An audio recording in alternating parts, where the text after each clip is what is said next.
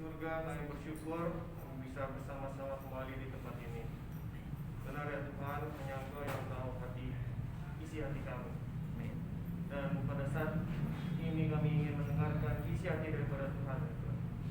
Kiranya Tuhan bicara kepada kami, mengkuduskan hamba-Mu yang akan menyampaikan firman-Mu, pakai ya Tuhan, agar apa yang keluar daripada mulutnya itu adalah merupakan isi hati daripada Tuhan saja, sehingga kami bisa dikuatkan, bisa diingatkan, bisa diteguhkan dalam iman kami dan semakin mengenal Engkau. Dalam nama Tuhan Yesus kami berdoa.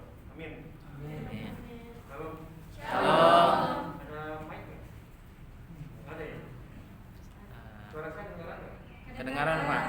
Yang di belakang dengar suara saya? Masa? Saya bilang apa coba? Kedengaran nggak?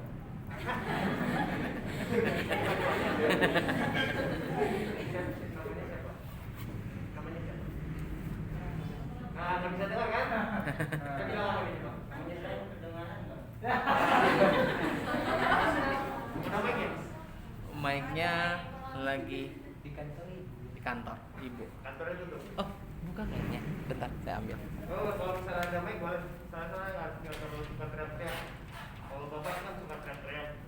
Pak Cesar, Pak David semua suka teriak-teriak. Kalau saya nggak terlalu suka. Capek, sakit ininya. Dan kedua saya juga nggak terlalu biasa berbicara di depan umum lah. Mungkin teman-teman juga saudara-saudara sini tahu sendiri. Baru ini yang ketiga ya. Jika kita sama-sama untuk mendengarkan firman Tuhan ya. Ini ketiga kalinya saya berbicara di depan umum seperti ini. Jadi supaya kita nggak terlalu lama sambil nunggu mic, kita baca firman Tuhan dulu. Kita sama-sama buka Matius 5 ayat 13. Dan setelah itu kita baca Markus 9 ayat 50. Kita baca dua ayat ini.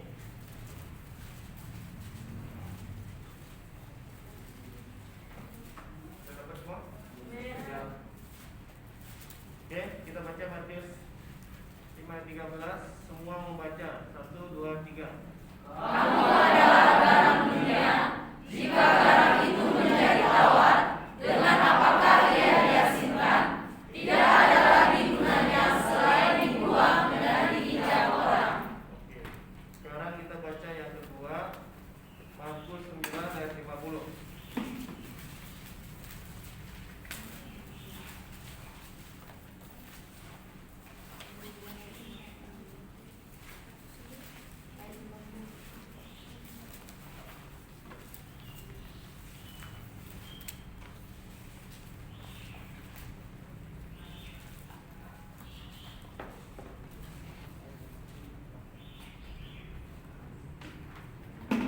Sudah semua? Sudah. Oke. Baca 1, 2, 3.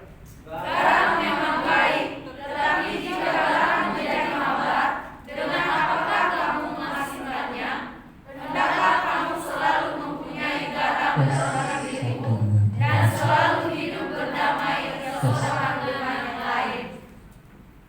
Terima kasih Pak Enos. Tes. Halo, dengaran? Ya. Oke, nah ini lebih enak, jadi nggak perlu teriak saya. Kita sudah membaca mengenai garam dunia tadi dari Matius 13. Sebenarnya satu perikop ini adalah garam dunia dan terang dunia. Nanti bulan depan kita bahas yang terang dunia. Sekarang kita bahas dulu mengenai garam dunia ya. Semua tahu garam itu apa, tahu ya? Tahu. Ada yang pernah makan garam? Ada yang nggak tahu nggak? Atau ada yang pernah makan garam nggak? Ada yang pernah makan nggak pakai garam nggak? Hah? Ada. Ada? Ada. Siapa yang pernah makan nggak pakai garam? Hah? Enak nggak?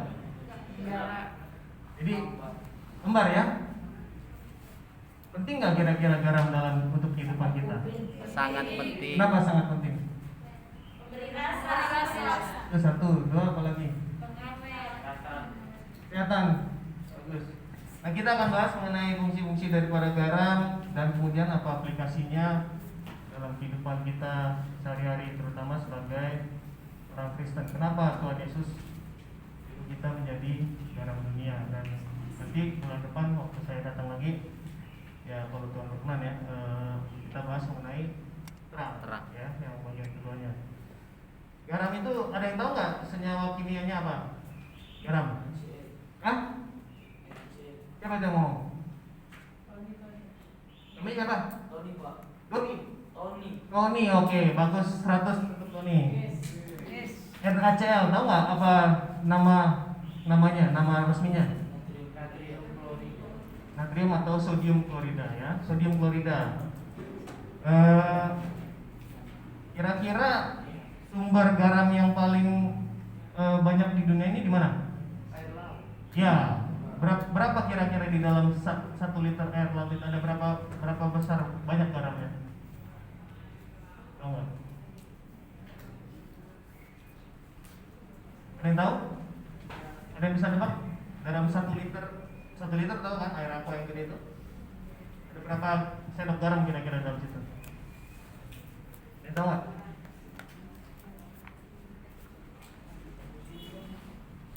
Hah? Tony tadi tahu NaCl. Belum belajar kimia ya? Belum. Kira-kira hanya 35 gram. Jadi atau sama dengan 2,5 sendok makan. Di dalam 1 liter itu kira-kira sekitar 2,5 sendok makan. Gak banyak ya? Ya? Kan cuma sedikit kan, tapi rasanya yang pernah minum air laut gak? Ada. Hah? Ada. Banyak ya sini? Nggak sengaja. Cuman kalau misalnya dari rumah cuma setengah jam ya laut ya? Hah? Ya, iya Pak. Dekat ya? Dekat. Kalau minum air laut terus-terusan gimana? Mau? Hah? Malah nggak enak ya? Kalau terlalu banyak malah nggak bagus ya, malah bikin haus. Jadi ya salah satu sumber daripada garam itu air laut ya. Jadi diuapkan dan kemudian yang sisanya adalah garam, itu yang akhirnya kita pakai untuk kehidupan kita sehari-hari buat makan segala macam. Tapi ada lagi cara penambangan garam yang bukan dari air laut. Ada yang tahu? Kita tahu nggak gimana cara dapetin garam yang lain dari laut? Ditambang. Ada tahu nggak tambang garam yang terbesar di dunia di mana? Justru bukan dari air laut. Kalau dari air laut banyak ya dari daerah Kupang justru. Siapa yang dari Kupang di sini? Ada nggak yang dari Nusa Tenggara Timur? Oh ya nih daerah Kupang banyak nih petani garam kan? Iya. Daerah situ pinggir pantai, kemudian daerah Madura. Ada yang dari Madura nggak di sini? Madura tuh sangat terkenal, banyak sekali petani garam. Daerah Cirebon juga. Jadi semua di daerah-daerah pinggir pantai ya. Kalau nggak dekat sama pantai gimana dapat tuh? Cuman selain dari itu ada juga penambangan garam yang terbesar di dunia itu di Pakistan. Namanya tambang garam Heura. Nah, kok bisa ya di dalam gunungnya tuh dan namanya dia di kaki gunung Himalaya. Jadi makanya ada yang pernah dengar nggak Himalayan rock salt? Itu garam yang sangat mahal ya, karena justru bukan dari penguapan air laut, dia justru ditambang. Jadi zaman dulu itu Himalaya itu adalah dasar samudra. Jadi kalau ada belajar geografi atau ini nggak dulu waktu SD atau SMP, justru di Himalaya itu adalah Sahara. Himalaya itu tempat-tempat di mana di situ banyak air laut di daerah situ justru. Nah, sering waktu terjadi pergerakan tektonik, jadi akhirnya ya berpindah, jadi malah jadi gunung gitu kan. Justru di situ banyak endapan garam yang ditambang, dan di situ sampai 11 lantai ke bawah permukaan laut ya. Sampai 400 km jalan truk yang ada di dalam tambang ini, jadi sangat besar. Kalau depositnya itu kira-kira 385.000 ton per tahun yang dia ambil dari situ garam. tambang dengan sebegitu terus bisa sampai kira-kira 350 tahun penambangannya. Jadi cukup besar. Nah, kenapa saya kasih fakta-fakta ini? Ya biar tahu aja. Ada, jadi bukan cuma dari laut aja gitu kita dapat garam, ternyata di dalam gunung pun banyak gitu ya. Nah, tadi udah disebutkan mengenai fungsi-fungsi garam ya untuk kesehatan, nah, tanpa garam fungsi hormon tiroid kita terganggu. Jadi kalau siapa yang pernah di sini lihat orang gondokan, gondok tubuh itu kurang garam tuh, kurang yodium, Yodium. ya kan? Jadi makanya tiroidnya jadi atau fungsi organ tubuh, cairan dan fungsi otak lama-lama bisa terganggu kalau kurang garam. Jadi agak-agak lemot gitu. Siapa di sini yang suka tidur kalau lagi kuliah? Mungkin kurang garam itu. Ayo Mas, tolong pastikan ya. Jangan sampai kekurangan garam ini. Biar nggak lemot kalau lagi kuliah. Nah, kalau terlalu sedikit memang akan mengganggu fungsi otak. Karena apa? Karena keseimbangan cairan di dalam tubuh itu sangat dipengaruhi oleh garam. Saya pernah ngalamin malam-malam itu saya merasa kembung, kemudian jadi nggak bisa mikir. Kira saya ke rumah sakit diperiksa, kok kadar cairan bapak terlalu tinggi. Jadi ada retensi cairan di dalam tubuh saya gitu loh. Ternyata setelah diperiksa lebih lanjut kadar garam saya sangat rendah. Itu tadi kurang garam, jadi agak lemot gitu ya. Itu saya merasa kayak merasa dan kalau saya nimbang jadi naik sekitar 5 kilo. Saya bingung, kok berat badan saya 75 nih, padahal biasanya 70 gitu. Karena garam itu dia sifatnya mengikat cairan gitu ya. Jadi somehow tubuh saya itu merasa ini kekurangan garam, jadi harus ditahan dulu cairannya supaya garamnya bisa lebih banyak, bisa naik gitu. Jadi akhirnya saya malah jadi sakit gitu. Nah ini yang sangat penting gitu. Karena memang saya ini sempat diet tanpa garam. Jadi tadi yang dibilang makan tanpa garam itu memang gak enak, tapi ya karena kondisi tubuh mengharuskan demikian ya dilakukan.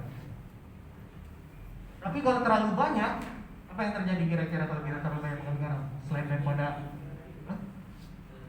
darah tinggi, bisa kena serangan jantung, bisa stroke, ya, ginjalnya jadi rusak, osteoporosis. Nah, ya seperti itulah pokoknya. Jadi benar juga banget tadi, kesehatan sangat penting ya. Garam itu sangat penting buat kesehatan. Dan untuk buat makanan ya penyedap dan pengawet. Kalau nggak pakai garam nggak enak. Tapi satu lagi bukan sebatas penyedap juga, tapi pengawet. Siapa di sini yang pernah lihat bikin ikan asin? Gak ada yang pernah lihat bikin ikan asin? Oh tuh, yang dari Kupang, siapa namanya? Cornelia. Gimana caranya bikin ikan asin, Cornelia? Itu dibelah dulu, habis itu dikeluarkan dulu di dalamnya, dibersihkan, terus dicampur garam. Iya. Dalam air atau ditaburin aja. Ya. Habis itu dijemur. Ya, jadi ditaburin aja, nanti airnya keluar semua. Begitu airnya keluar semua, tidak ada air di dalam ikan itu, jadi ikannya jadi lebih awet, jadi bisa bertahan gitu ya, berminggu-minggu, berbulan-bulan. Dan enak dimakan, kalau dimakan kan enak kan ikan asin. Nah, ada fungsi-fungsi garam yang lain ya, saya nggak perlu bahas terlalu jauh lah. Kaitannya dengan, sekarang kita masuk ke kaitannya dengan apa sih yang Tuhan mau buat kita gitu ya. Kita sebagai, Tuhan bilang kamu adalah garam dunia ya. Kamu adalah garam dunia. Kita lihat karakteristik daripada garam dunia dan kaitannya dengan apa yang Tuhan ingin kita. Kita coba baca dari 2 Timotius 2 ayat 16 sampai ayat 26.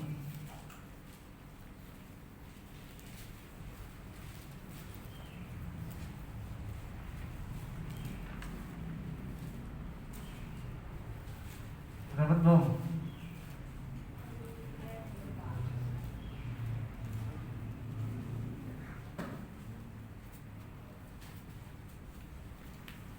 Langsung aja dari ayat 14 sampai ayat 26 ya, kita baca semua. Ya? Kita baca bergantian, yang pria, yang merasa pria baca ayat genap, merasa wanita baca ayat yang ganjil. 1, 2, 3, 14. Ingatkanlah dan pesankanlah semuanya itu dengan sungguh-sungguh kepada mereka di hadapan Allah, agar jangan mereka bersilat kata, karena hal itu sama sekali tidak berguna, malah mengacaukan orang yang mendengarnya. Usahakanlah supaya kau layak di hadapan Allah sebagai seorang pekerja yang tidak usah malu, yang berterus terang memberitakan perkataan kebenaran itu. Tetapi hindarilah omongan yang kosong dan yang tak suci, yang hanya menambah kefasikan. Perkataan mereka menjalar seperti penyakit kanker, di antara mereka termasuk Himeneus dan Filetus, yang telah menyinggung dari kebenaran dan yang mengajarkan bahwa kebangkitan kita telah berlangsung, dan dengan demikian merusak iman sebagian orang. tetapi dasar yang diletakkan Allah itu teguh, dan nilainya ialah Tuhan mengenal siapa kepunyaannya, dan setiap orang yang menyebut nama Tuhan hendaklah meninggalkan kejahatan. Dalam rumah yang besar bukan hanya terdapat perabot dari emas dan perak, melainkan juga dari kayu dan tanah, yang pertama dipakai untuk maksud yang mulia, dan yang terakhir untuk maksud yang kurang mulia. Jika seorang mencucikan dirinya dari hal-hal yang jahat, ia akan menjadi perabot rumah untuk maksud yang mulia. Ia dikuduskan, dipandang layak untuk dipakai padanya, dan disediakan untuk setiap pekerjaan yang mulia. Sebab itu jauhilah nafsu orang muda, kejarlah keadilan, kesetiaan, kasih dan damai bersama dengan mereka yang berseru kepada Tuhan dengan hati yang murni. Hindarilah soal-soal yang dicari-cari, yang bodoh dan tidak layak. Engkau tahu bahwa soal-soal itu menimbulkan pertengkaran. Sedangkan seorang hamba Tuhan tidak boleh bertengkar, tetapi harus ramah terhadap semua orang. Ia harus cakap mengajar, sabar. Dan dengan lemah lembut dapat menuntut orang yang suka melawan, sebab mungkin Tuhan memberikan kesempatan kepada mereka untuk bertobat dan memimpin mereka sehingga mereka mengenal kebenaran. Bersama-sama. Dan dengan demikian mereka menjadi sadar kembali karena terlepas dari jerat iblis yang telah mengikat mereka pada kebenaran. Saya akan bahas karakteristik lebih detail lagi mengenai garam dan kaitannya terhadap bacaan yang baru kita baca di 2 Timotius 2 ayat 14 sampai 26 ini. Jadi tadi yang pertama, garam, kita udah dengar bahwa dia adalah sebagai pengawet ya. Gimana caranya tadi sebagai pengawet tadi? Karolita ya. Karolia, Cornelia. Cornelia, saya jadi Carolita. Cornelia ada jam, dia ditaruh di ikannya, kemudian garam itu menyerap air yang ada di dalam ikan atau bahan makanan lainnya itu. Jadi airnya itu keluar daripada ikan tersebut sehingga ikan tersebut menjadi kering gitu ya. Nah, dengan tidak adanya air di dalam ikan itu, bakteri atau mikroba yang tadinya ada di dalam tubuh ikan jadi tidak bisa bertumbuh, tidak bisa berkembang, sehingga akhirnya tidak bisa membusukkan ikan itu ya. Karena karakteristik garam itu adalah dia menarik air ya, mengeluarkan air, dan dia menyerap air. Makanya kalau lagi bikin ikan asin, ditaruh aja di atasnya, tungguin 6 jam, semua jadi basah, keluar semua itu ya kan, keluar semua tuh airnya, akhirnya ikannya jadi kering. Nah itu gunanya. Ya Jadi ya bakteri atau virus atau mikroba yang tadinya ada di dalam air itu ya, ini tidak bisa bertumbuh, tidak bisa membusukkan, jadi diabaikan. Kita sebagai garam dunia, bagaimana kita di dalam masyarakat ini, di dalam hubungan kita dengan orang lain?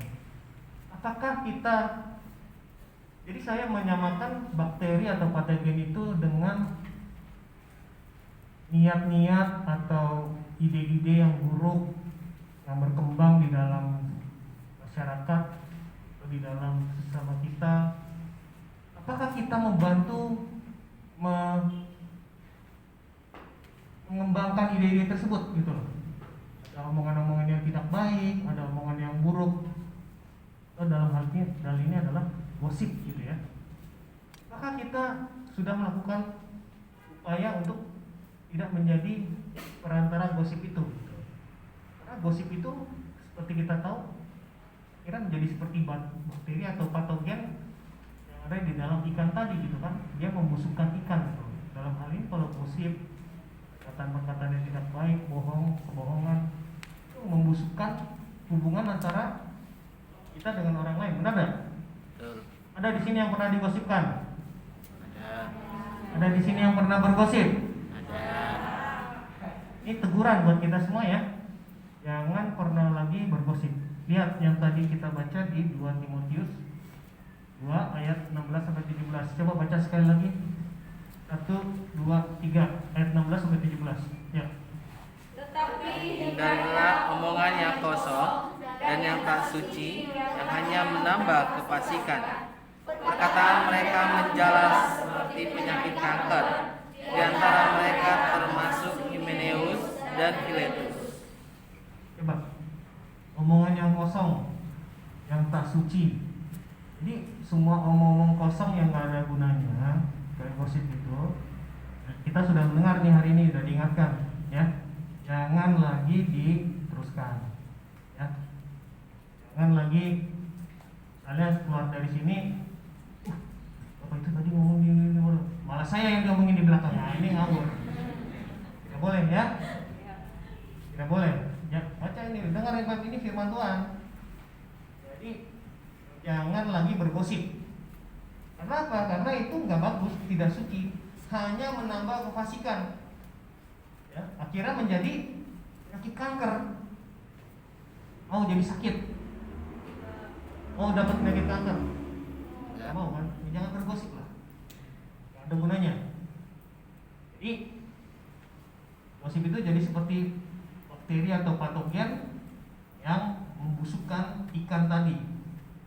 Jangan bergosip supaya kita bisa menjadi garam dunia. Itu tujuan utama ya. Jangan gosip lagi ya. Jangan lagi ngomong-ngomong yang kosong yang gak berguna. Waktu habis untuk ngurusin itu buat apa? Kalau kalian ada pertanyaan sama orang, gak suka sama seseorang, langsung datengin ngomong sama dia. Jangan bergosip di belakangnya. Ini orang bagaimana sih? Gini. Akhirnya membusukkan nama orang itu. Akhirnya persekutuan kita ini malah jadi bubar jalan gerak gitu kan. Jadi pertama, jangan bergosip. Kalau ada sesuatu yang tidak yang ada di dalam hati kita yang ingin kita sampaikan, jangan bergosip dengan teman, langsung ngomong sama orangnya ya. Ini semua kan kalian di sini mahasiswa teologi, calon hamba Tuhan, harus ingat ini benar-benar harus berani berjujur dan langsung ngomong di depan orangnya, jangan ngomong di belakang. Ingat ini firman Tuhan, itu satu dan jadi garam dunia. Kalau kalian terus bergosip, kalian bukan menjadi garam dunia, kalian hanya menjadi penyakit, mikroba, kanker yang akan menjadi busuk. Jangan itu. Nah, kalau misalnya Enos atau Bu Triana ada dengar yang bergosip, harus langsung diingatkan ya. Salah ini juga. Supaya eksekusi boleh. Boleh dieksekusi itu. Yang pertama, yang kedua, apa gunanya menjadi garam? Adalah sebagai penguat tekstur. Kalau bahasa Inggrisnya texture enhancer. Nah, jadi waktu garam itu ditambah di dalam adonan roti misalnya ya, atau adonan daging, garam itu akan mengubah struktur daripada daging tersebut atau dari roti tersebut, sehingga daging yang tadinya lembut gitu kan, atau adonan roti yang tadi lembut jadi lebih kasar, lebih terasa gitu loh, ya kan? Istilahnya kayak misalnya beda antara makan bubur dengan makan nasi merah gitu ya. Kalau bubur kan nggak ada teksturnya, nggak ada gitu kan, ya kayak makan air aja gitu, ya, lancar gitu. Makan makanan yang ada teksturnya, jadi itu membuat pengalaman makan itu menjadi lebih menarik gitu. Coba siapa di sini yang makan bubur bisa sampai 1 jam? Ya? Ada nggak yang makan bubur sampai 1 jam? Nggak ada. Kan cepet kan? Buat apa makan bubur lama-lama, orang kagak ada teksturnya juga nggak ada gitu, ya kan? Ya kecuali kalau buburnya enak banget rasanya gitu ya. Tapi itu juga nggak dikunyah lama-lama gitu di sini. Buat apa gitu kan? Karena nggak ada teksturnya. Bubur doang, ngapain dikunyah lama-lama gitu? Ya, ada nggak yang pernah makan misalnya ayam goreng Kentucky atau pizza Hut gitu kan? Kalau makan Pizza Hut 3 gigit langsung ditelan gitu? Hah? Atau ayam Kentucky dibakal gigit terus langsung ditelan gitu? Enggak kan? Enak kan? Kita semakin lama kita punya itu semakin enak gitu loh. Karena teksturnya, karena bukan rasa ya, saya belum ngomong rasanya, tekstur. Dia pengalaman kita gigit itu, Mas, yang ngomong sendiri, halo, itu yang kotak-kotak siapa namanya? Siapa namanya? Ya, Agus dengar sini dong. Ya, yang ngomong-ngomong sendiri di belakang. Ini satu lagi nih penyakit kanker nih. Ya, kamu mau jadi garam dunia atau mau jadi penyakit kanker kamu? Kalau ada orang yang lagi ngomong di depan, perhatikan. Jangan kita ngomong-ngomong sendiri di belakang juga gitu, ya. Kalau memang tidak mau dengar ikut bersuara, ya tidak usah ikut. Itu yang saya maksud gitu. Jadi jangan kita jadi penghambat buat teman-teman yang lain juga. Ya Gus. Nah, kalau kita misalnya makan, kita kembali ke bubur atau ke tuh. Semakin kita gigit, semakin rasanya semakin nikmat karena pengalaman itu berbeda dengan misalnya makan bubur. Demikian juga dengan garam dunia ya. Bagaimana kehadiran kita di tengah-tengah masyarakat ini bisa membuat mereka betah sama kita? Apakah kita misalnya, ini orang ada di sini malah gua nggak suka, ya kan? Kayak bubur aja, udah lo datang pergi aja gitu. Atau mereka malah merasa dengan kehadiran kita di dunia ini, oh iya, dengan adanya Carolina, memang suasana menjadi lebih enak, lebih nyaman, lebih hidup. Itu penggunaan garam yang kita bisa aplikasikan juga. Ketika kita berada di tengah-tengah teman-teman kita, di mana kita bisa membuat suasana pertemanan itu, suasana di antara saudara kita, keluarga kita itu menjadi lebih menjadi lebih manis. Belum ya, saya belum kesana, tapi lebih erat gitu. Lebih, kita nggak mau ditinggalin, nggak mau pergi cepet-cepet lah ya. Sama kayak misalnya makan bubur, sama tadi saya bilang makan pizza ya. Kita baca dari yang tadi 2 Timotius 2 yang 24 sampai 25. Coba kita baca sekali lagi. 1, 2, 3. Sedangkan seorang hamba tidak boleh berkata, tetapi harus sama kepada semua orang. Ia harus cakap mengajar sahabat, dan dengan lemah lembut dapat menuntut orang yang suka melawan. sebab mungkin Tuhan memberikan kesempatan kepada mereka untuk bertobat dan memimpin mereka sehingga mereka mengenal kebenaran. Ya, ini gimana caranya supaya kita bisa lebih diterima, bisa menjadi lebih menyenangkan ya. harus tidak boleh bertengkar, ramah terhadap semua orang, cakap mengajar, sabar, dan lemah lembut. Ya, bukan berarti nurut ya apa yang dimauin sama orang yang lain ya kita, bukan. Lemah lembut itu beda sama yes man. Beda. Kita bisa menasihati orang dengan lemah lembut itu tadi. Saya bisa tetap tegas, tapi ketegasan itu harus disampaikan dengan lemah lembut. Berbeda dengan misalnya, oh iya pak, ya pak, nurut, bukan itu bukan itu. Memang Tuhan mau kita untuk nurut sama Tuhan, tapi Tuhan mau kita lemah lembut kepada orang, tapi tetap tegas, ya. Karena kita perlu menuntun orang yang suka melawan tadi, ya. Karena tugas kita adalah menuntun orang-orang yang yang bukan suka melawan doang, yang menuntun orang untuk kembali kepada Tuhan gitu, ya. Itulah gunanya kita menjadi garam. Ya. Pertama apa? Jangan bergosip ya, jangan ngomong kosong di belakang itu. Yang kedua, harus ramah, lemah lembut, sabar, supaya kita bisa waktu kita berinteraksi dengan sesama kita, orang-orang tuh betah gitu sama kita. Oke ya, dia memang orangnya baik dan membuat suasana menjadi lebih. Yang ketiga, tadi udah sempat dibilang, Tony, wah enak kalau nggak ada garam makanan nggak enak gitu ya. Benar, ini penguat rasa. Karena bukan hanya rasa asin aja gitu loh garam, hasil daripada garam itu, tapi dengan kita nambahin garam, rasa yang kayak gurih atau umami itu bisa keluar juga dan rasanya lebih nikmat. Dan di sebaliknya, kalau misalnya kita tambahkan garam kepada makanan yang manis, itu rasanya jadi lebih gurih gitu ya, ya kan? Manis.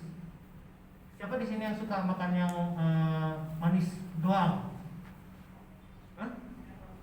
Wah, ini suka manisan di mana ini. Tapi akan lebih menarik kalau kita makannya itu kayak rasanya nyampur-nyampur gitu ya. Ya nggak? Ada nggak pernah dengar nama permen nano?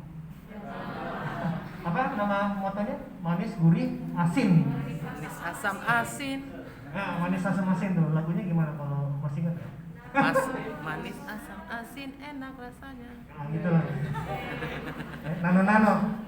Rasanya ada semua di situ dan memang rasanya gurih gitu loh. Orang makan nano nggak bosan gitu. Kayak misalnya kalau makan sugus atau makan yang manis doang kebanyakan kan kita bosan ya. Apalagi makan manis terus lama-lama rusak tuh gigi. Terus kalau makan yang kayak tadi gurih asam asin rasanya lebih menyeluruh gitu ya, lebih nggak bosan gitu. Nah, demikian juga jadi dan ini meningkatkan rasa. Sebenarnya kenapa dia menjadi lebih menyenangkan, karena dia justru meningkatkan rasa yang manis tadi gitu. Jadi di otak kita itu sebenarnya ada reaksi kimia juga ya, oh ini rasa manisnya lebih terasa karena ada asinnya, atau rasa rasa pahitnya itu lebih tidak terasa ya. Coba kalau misalnya apa yang pahit, kopi ya, saya pernah diajarin sama teman saya orang Jawa gitu, kalau mau minum kopi lebih terasa tambahin garam. Saya pertama bingung, maksud lo apaan? Biasanya orang minum kopi kasih gula ya. Tambahin gula, betul.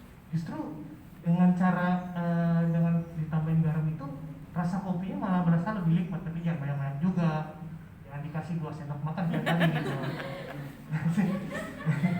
Kalau jadi kayak air laut dikit aja, karena dengan tambahan garam di kopi itu menekan sedikit rasa pahitnya kopi tadi. Jadi kalau misalnya teman-teman nggak suka kopi pahit, tambahin garam sedikit daripada gula, karena kalau gula kebanyakan kan nggak bagus juga. Justru kalau tambahin garam sedikit, rasa pahitnya itu jadi berkurang. Sedangkan kalau misalnya kita tambahin garam di misalnya teh manis, rasa gulanya malah jadi tertekan, jadi lebih terasa lagi gitu loh rasa manisnya tadi seperti yang kayak kita sampai nano-nano. Nah, apa yang kita belajar di sini? Gimana kita kalau misalnya kita menjadi garam, orang bisa lebih merasakan, oh ya, kasih Tuhan itu memang terasa gitu, dari tindakan kita, manisnya itu terasa. Gimana juga dengan kehadiran kita sebagai garam kepada orang lain, kepahitan yang mereka rasakan itu bisa ditekan. Apalagi dalam zaman pandemi seperti ini ya, orang banyak sekali mengalami kesulitan di dalam hidupnya ya. Banyak yang mungkin pekerjaan berhenti gitu kan, atau malah yang kena terganggu kesehatan. Saya yakin ya di kita di sini banyak yang keluarga yang terkena dampaknya lah ya. Gimana kita sebagai garam dunia bisa membawa kemanisan atau membuat rasa pahit yang mereka alami itu menjadi tidak terlalu pahit ya, menjadi kita bisa membagikan kasih Tuhan dan meningkatkan mereka kembali bahwa memang hidup memang sulit, tapi Tuhan itu tetap baik dan Tuhan itu tetap mengasihi orang-orang yang ada di sekitar kita, sehingga mereka bisa lebih dekat lagi kepada Tuhan dan tidak menjauh dari setan. Kita baca yang ayat 26-nya sekali lagi. 1, 2, 3. Dan demikian kita bisa kembali karena terlepas dari jerat iblis yang telah mengikat mereka pada kehendaknya. Ya, ini yang kita sebagai pembuat rasa, di mana kehadiran kita sebagai garam di tengah-tengah masyarakat ini, keluarga kita membuat orang-orang yang ada di sekitar kita menjadi sadar dan akan Tuhan itu mengasihi mereka, supaya kepahitan dalam hidup mereka bisa berkurang atau mereka tidak merasakan itu lagi. Yang terakhir, garam itu, bukan yang terakhir, kedua dari terakhir. Garam itu adalah pengikat. Nah, maksudnya apa? Karena waktu garam itu misalnya ditambahkan kepada daging olahan itu, dia merestrukturisasi proteinnya yang ada di sana. Tadi saya sudah bilang di awal-awal waktu pengawet, bagaimana garam itu menarik air keluar dari ikannya kan.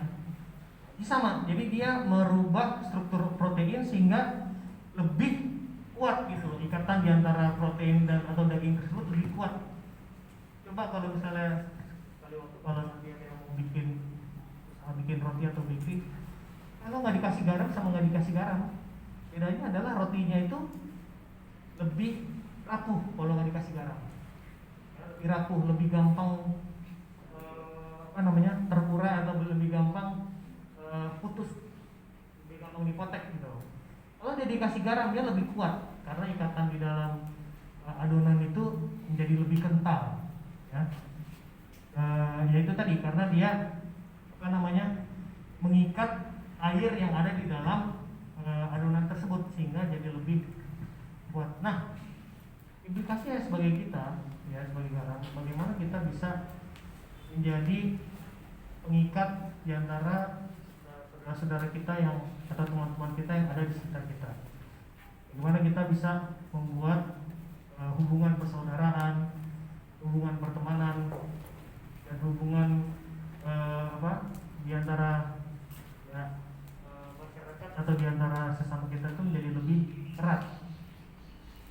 Dan di sini Tuhan Yesus berkali-kali bilang kepada kita, berbahagialah mereka yang membawa damai, karena mereka akan disebut anak-anak Allah. Ya.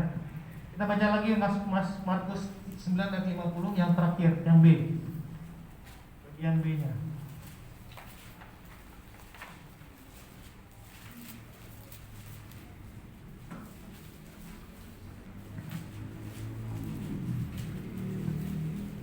Oke, 1, 2, 3. Hendaklah kamu selalu mempunyai garam dalam negerimu dan selalu hidup berdamai dengan selalu hidup berdamai dengan kita berdamai, kita punya hati yang damai terhadap orang yang lain, itu satu cara kita bisa merasa dan menimbulkan hubungan yang erat gitu.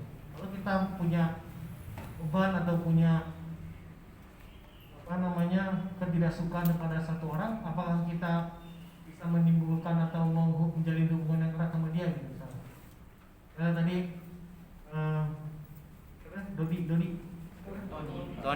Tony belakangnya tadi yang aku kemarin Agus sebel sama saya, apakah dia bisa menjadi erat hubungannya sama saya kira-kira? Agus, karena tadi saya tegur, kamu misalnya marah sama saya gitu, nih orang gue lagi ngomong gue ditegur-tegur. Kira-kira dia suka nggak sama saya gitu? Kalau misalnya dia ada, kayaknya nggak ya? Bagaimana kita? Habis ini kita berdamai lah ya. Jadi lain kali jangan ngomong-ngomong kalau misalnya kita lagi ini, supaya kita bisa berdamai itu. Jadi harus selalu menjaga damai di dalam hati kita, supaya kita bisa berdamai pula sama orang yang ada di sekitar kita. Gak mungkin kita bilang, kita bilang di mulut aku damai kok sama dia, tapi di dalam hati kita sendiri kita sebenarnya menyimpan dendam. Tidak bisa. Semua kembali kepada diri kita masing-masing dulu. Kita tidak bisa menunggu sampai orang yang berdamai sama kita. Gak bisa, bukan begitu. Kita dulu yang berdamai dengan diri kita sendiri, baru kita bisa berdamai sama orang lain. Ya. Ingat ini, kalau yang saling menunggu, akhirnya apa? Akhirnya tadi gosip, akhirnya tadi menjadi kanker, akhirnya tadi menjadi kesel, ya. Akhirnya malah tidak menjadi garam, malah kita menjadi bakteri yang menyebabkan kanker atau busukan tubuh daripada jemaat. Ingat, harus berdamai dulu dengan kita berdoa minta ampun sama Tuhan. Setelah itu kita berdamai sama orang lain yang mungkin kita ada merasa kesel atau misalnya habis dimarahin, habis ditegur atau bagaimana, berdamai dengan mereka. Ini karakteristik garam yang kita perlu implementasikan di dalam dunia. Tapi ada satu lagi karakteristik yang sangat utama. Coba saya tanya, waktu kita taruh garam di dalam air, aduk, itu garamnya masih kelihatan atau enggak? Apa yang terjadi sama garam itu? Hilang ya? Jadi tadinya kan ada kan? Kita bisa lihat ya. Terus kita masukin, kita aduk atau kita aduk, dia kemana dia? Hilang ya? Lebur, luluh, hancur. Artinya apa? Tunggu jangan situ dulu, nanti habis itu kita. Tapi artinya apa? Dia yang tadinya ada, jadi nggak ada, ya kan? Yang tadinya terkelihatan, jadi nggak kelihatan. Ini pertama, prinsipnya adalah, berarti kalau kita mau jadi garam, kita nggak boleh egois. Kita harus rela berkorban. Yang tadinya ada, jadi nggak ada. Kalau kita tadinya punya sesuatu, ya kita harus berani untuk berkorban. Oke, kita kasih ke orang. Nah, memang harus ego di dalam diri sendiri itu harus dimatikan, harus berani berkorban. Itulah properti garam yang paling yang membuat dia bisa melakukan hal-hal yang empat tadi gitu. Kalau dia nggak larut, nah mungkin tadi misalnya pengawet atau apapun itu yang tadi jadi penguat rasa, nggak mungkin itu bisa tercapai. Dia harus larut dulu. Demikian kita juga jangan egois, harus larut, harus mau berkorban. Kalau kita masih egois, nggak mau kalah, tidak akan bisa menjadi garam, tidak akan bisa membawa kesenangan atau kegembiraan bagi orang lain. Kalau kita masih egois. Nah yang kedua, waktu dia larut, dia nggak ada, tapi kerasa ya kan?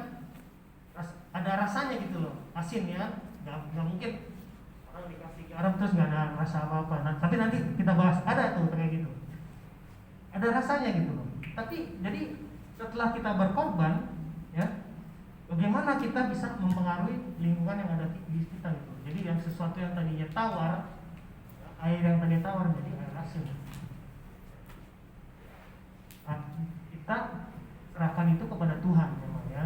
Terakhir Tuhan yang akan mengubahkan hati orang. Tapi setelah Yang penting kita lakukan apa yang bagian kita, berkorban, kasih Tuhan sama mereka, kemudian kita serahkan pada Tuhan. Pasti itu akan merubah lingkungan yang ada menjadi asing.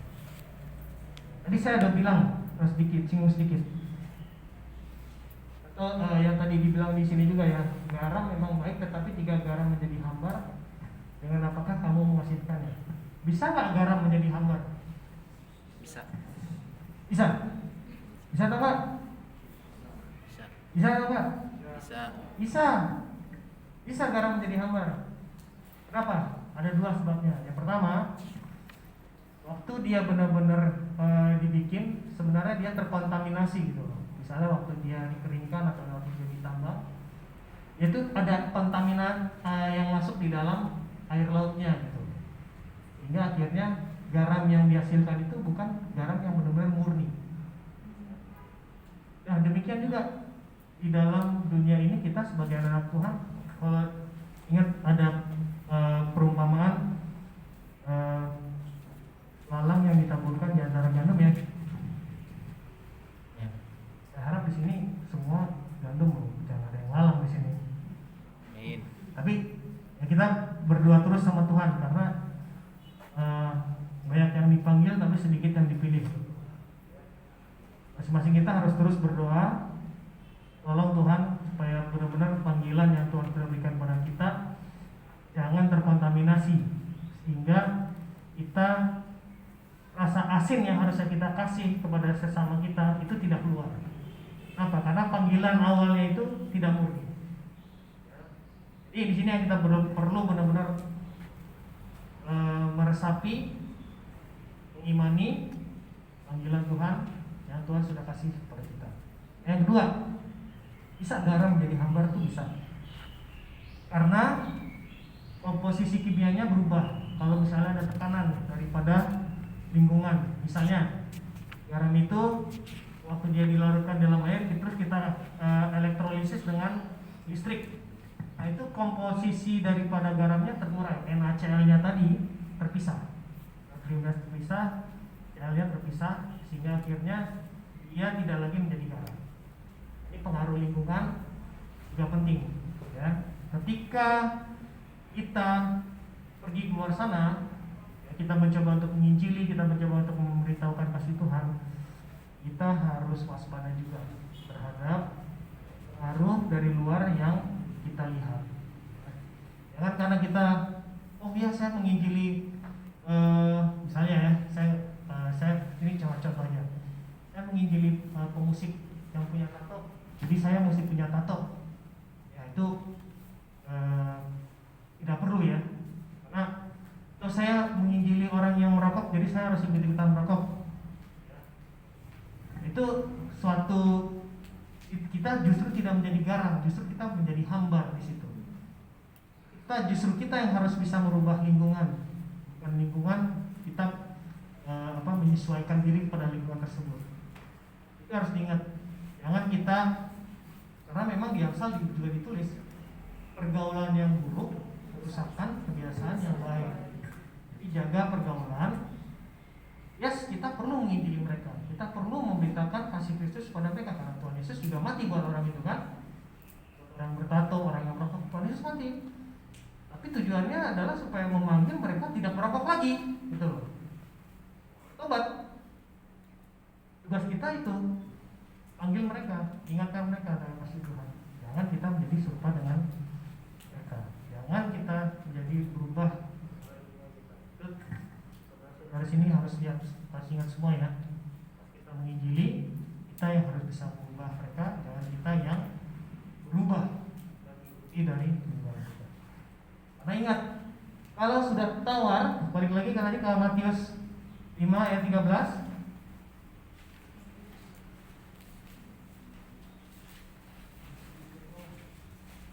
Matius 5 ayat 13, kita baca sekali lagi terakhir untuk menutup. 1, 2, 3.